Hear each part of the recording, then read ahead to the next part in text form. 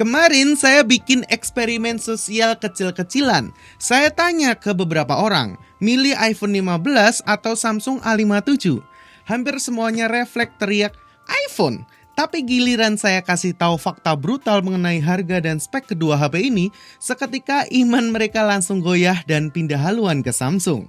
Buat kalian yang bimbang mau pilih HP yang mana, pastiin tonton sampai akhir ya, karena ternyata ada beberapa hal yang bikin Samsung ini menang. Halo teman-teman, selamat datang di Duogi. Di video kali ini kita akan bahas Samsung A57 dan iPhone 15. Dimulai dari spesifikasi, kelebihan, dan kekurangannya, serta ada hasil kameranya loh. Jadi daripada penasaran, yuk kita bahas. Kita masuk ke spesifikasi. Samsung Galaxy A57 rilis awal April 2026. Layar Super AMOLED 6,7 inch dengan 120 Hz ini tembus kecerahan sampai 1900 nits. Baterai 5000 mAh dengan pengecasan 45 watt. Sektor kamera dibekali 50 MP utama, 12 MP ultrawide dan 5 MP kamera makro serta 12 MP untuk kamera depan. Otaknya ditenagai chipset Exynos 1680 fabrikasi 4 nanometer. Bawaannya Android 16, jaminan 6 kali Android dan security update. Storage-nya pakai UFS 3.1 dan Antutunya tembus di 1,3 jutaan. Sebelum lebih jauh kita bahas harganya dulu ya. Samsung A57 ini varian 8128 dijual di angka 7,5. Varian 8256 nih ada di 8,3 jutaan dan varian tertingginya di 12256 ini tembus ke 9 juta kurang 1000. Sedangkan iPhone 15 sendiri ini barang secondnya udah turun manis nih di angka 8 jutaan dengan varian storage di 6128, 256 dan juga 512. Tapi kalau kalian maunya cari barang baru atau brand new, iPhone 15 ini masih ada kok. Tapi harganya yaitu mulai di 11 jutaan. Daripada kehabisan stok dan kena penggorengan harga, langsung klik link aja deh di pojok kiri bawah atau di deskripsi ya. Lanjut ke bagian spesifikasi dari iPhone 15 ya. HP ini tuh rilis di tahun 2023. Layarnya Super Retina XDR OLED 6,1 inch dengan refresh rate ya 60 Hz. Baterainya 3349 mAh. Kamera 48 MP utama, 12 MP ultrawide, serta 12 MP untuk kamera depan. Chipsetnya Apple A16 Bionic dengan fabrikasi 4 nanometer, yang masih dapat kok di iOS 26.5 yang terbaru itu. Bahkan bakal lebih beberapa tahun ke depan lagi. Storage pembacaannya ini pakai di NVMe ya. Untuk material bodi, keduanya pakai aluminium frame dengan back glass, serta mengantongi sertifikasi tahan air IP68. Catatan kalau baru ya. Proteksi layar depan Samsung pakai Gorilla Glass, sedangkan iPhone pakainya ceramic shield. Sektor audionya, keduanya ini sudah stereo, jadi enaklah keluar atas bawah. Yuk kita dengerin tes suaranya, tapi ingat, pastiin pakai headset atau TWS terbaik kalian ya.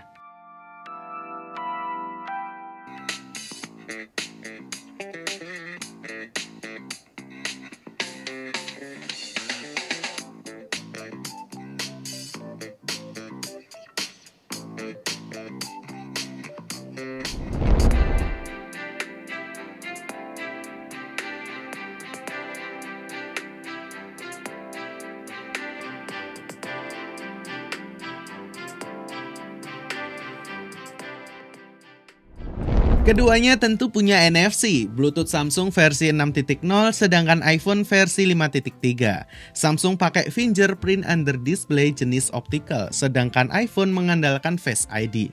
iPhone 15 support wireless charging dan MagSafe 15 watt.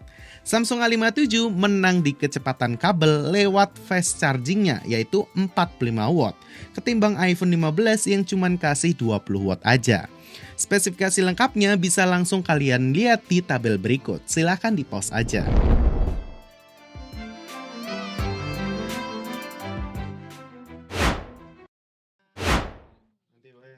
Nanti aja kita selesaiin dulu. Tapi kayaknya anak-anak lagi pada meeting deh. Oh iya. Meeting di mana? Gak tahu tadi kafe apa sebutannya.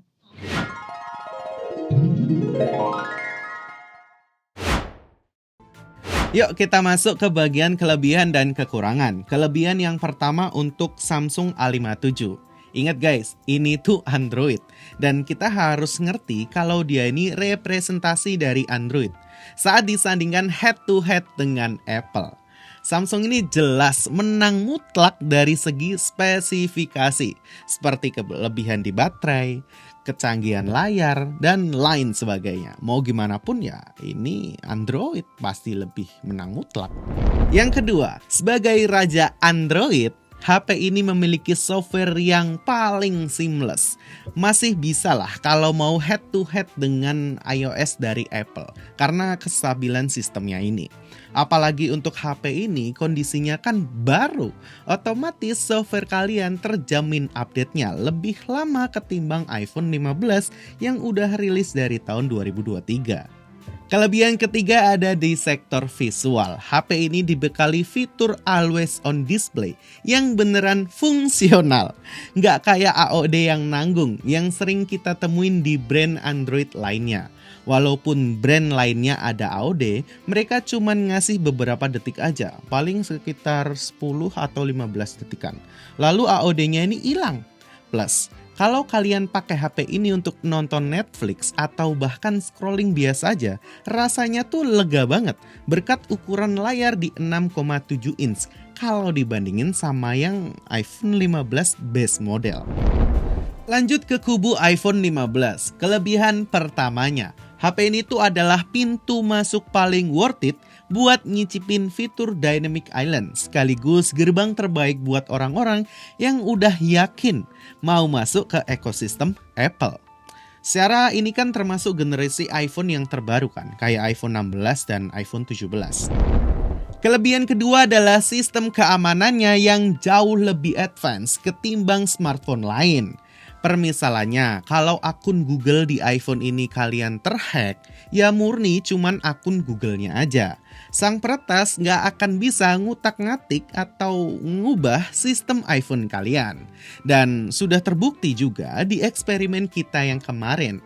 Keamanan dari iPhone itu bener-bener eksklusif. Sampai user Android aja nggak bisa install aplikasi bajakan di HP eksperimen mereka, yaitu iPhone 13. Kelebihan ketiganya adalah kameranya. Ya gimana nggak, ini iPhone ya teman-teman. Otomatis kameranya ini seamless banget untuk sosial media, atau untuk nge-record video, atau untuk upload lah, ibarat kayak gitu. Kenapa? Ya karena OS-nya sih, balik lagi ke iOS-nya. Ini tuh udah kompatibel ke berbagai sosial media, contohnya Instagram. Kalau kalian mau upload secara instan lewat iPhone, ini jelas lebih seamless atau jelas lebih baik ketimbang Android yang lainnya. Bahkan di Samsung, walaupun sudah sebaik itu untuk One UI, tapi di iPhone ini jauh lebih bagus. Kalau setuju, coba komen di bagian bawah.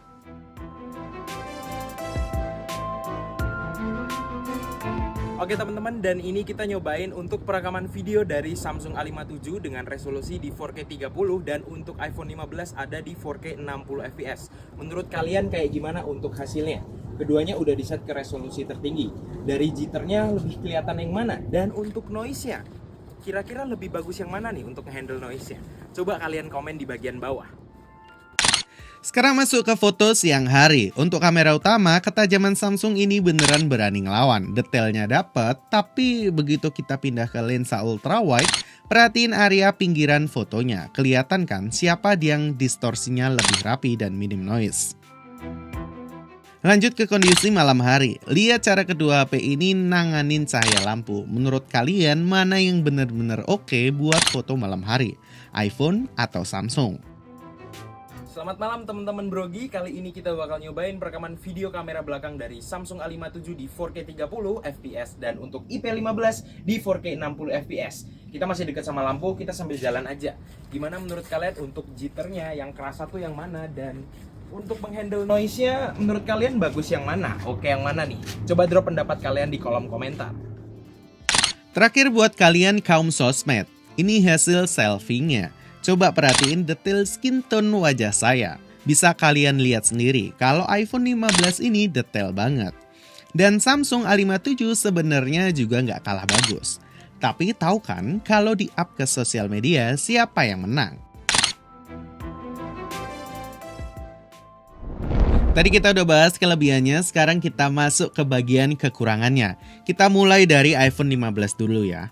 Seperti yang udah saya bilang tadi, HP ini tuh raja sosmed guys. Dan hasilnya tuh ya udah pasti bagus. Maka dari itu, ekspektasi saya tuh tinggi banget untuk HP yang satu ini. Tapi saya malah ngerasain ada kekurangan fatalnya, yaitu saat ngerekam video. Perpindahan lensanya masih ada gap yang kelihatan banget dan kurang smooth gitu. Penilaian ini menurut saya subjektif ya, karena sebagai content creator saya tuh butuh angle yang fleksibel. Yang kedua, layar untuk base model ini di tahun 2026 masih mentok di 60 Hz. Kurang relevan dengan HP keluaran terbaru saat ini.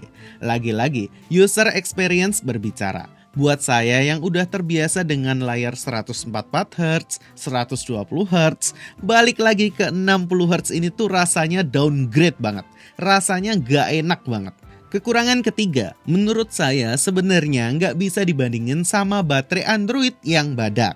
Pemakaian harian saya mencatat rata-rata screen on time sekitar 5,5 jaman aja, yang sebenarnya itu wajar sih. Tapi pas HP ini dipakai main Mobile Legends 5 game panjang selama 2 jam nonstop, baterainya ambles hampir 50%. Bahkan pas dipakai push rank seharian, saya harus berkali-kali untuk ngecas. Bergeser ke Samsung, kekurangan pertama, layarnya ternyata kurang terang saat dipakai di luar ruangan. Disinilah user experience berbicara. Kemarin pas lagi main HP ini di cafe outdoor, layarnya kelihatan sangat redup, sampai agak repot harus nutupin layar pakai tangan biar kelihatan. Kekurangan kedua, spek nggak seberapa, harganya nggak kira-kira. Kalau kalian murni ngejar spek, mungkin ada opsi brand Android lain yang lebih baik. Tapi karena ini Samsung yang notabene selalu menjadi patokan brand lain buat bikin gebrakan. Wajar kalau racikan spek HP ini standar aja buat seorang Android. Kekurangan ketiga yang bikin saya was-was adalah riwayat keamanannya atau Samsung Knox. By user experience balik lagi. HP Samsung S22 kemarin yang saya sempat jadiin daily driver itu tuh sempat kena hack dan ngebuat data saya tuh hilang semua. Walaupun si hacker nggak berhasil ngakses data kami, tapi HP-nya otomatis ke reset dan akun Samsungnya hilang. Datanya aman sih, peretasnya nggak dapat. Cuman ya saya juga nggak dapat. Ini jelas berbeda dengan iPhone. Kalau kasusnya sama dan beli iPhone baru dan saya cukup tancepin aja tuh ke iTunes, backupan yang tadinya ada akan balik. HP saya yang baru akan seperti HP saya yang lama. Beda kan? Jadi kesimpulannya, siapa nih yang menang antara kedua HP ini? Jawabannya adalah ya tinggal kalian sesuaiin dengan kebutuhan. Kalau kalian cari HP baru yang rasional, layarnya super mulus 120 Hz, baterainya yang awet buat seharian, dan punya jaminan update jangka panjang, maka Samsung Galaxy A57 adalah jawabannya. Tapi kalau prioritas kalian adalah kualitas konten video instan yang anti burik di Instagram, ekosistem Apple, dan gak masalah tuh sama SOT harian hanya 5 jam, maka berburu iPhone 15 bekas di angka 8 jutaan ini adalah keputusan yang cukup bijak. Nah, kalau menurut teman-teman Brogy sendiri kayak gimana? Tulis pendapat Brogy di kolom komentar ya. Terima kasih buat kalian yang sudah ngikutin dari awal hingga akhir video. Saya Faven Michael dari Duogi, pamit undur diri.